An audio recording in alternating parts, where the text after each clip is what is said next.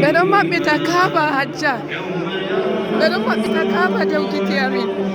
La ilaha illallah. ɓe maɓɓiti kaaba,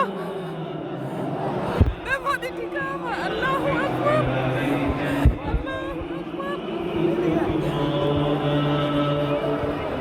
ɓe maɓɓiti kaaba.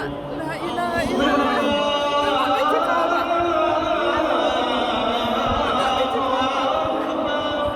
ɓe maɓɓiti kaaba jamaare laare. La ilaha illallah. لا إله إلا الله. لا إله. اللهم افتح لي أبواب رحمتك ومغفرتك وأدخلني فيها بسم الله. اللهم أدخلني فيها. الله أكبر. الله أكبر.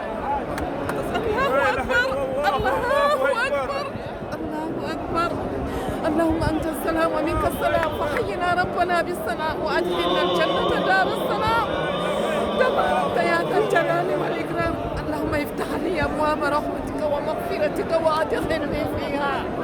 بسم الله والحمد لله ولا إله إلا الله. له الملك وله الحمد ولا كل شيء قدير.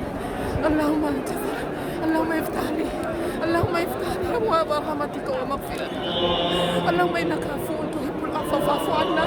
اللهم إنك عفو تحب العفو فاعف عنا. اللهم إنك عفو تحب العفو فاعف عنا.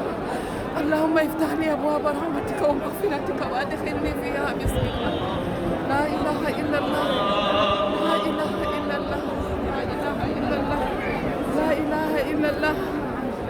الله هو اللي يمدر كعبة هالليل. الله هو اللي يمدر كعبة. لا إله إلا الله. الله نستل إلى الجنة. الله اللهم افتح لي أبواب رحمتك.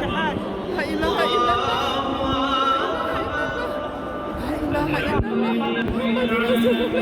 ɓe maɓɓiti kaaba jotta min ɗo dari laara nder mai. La ilaha illallah.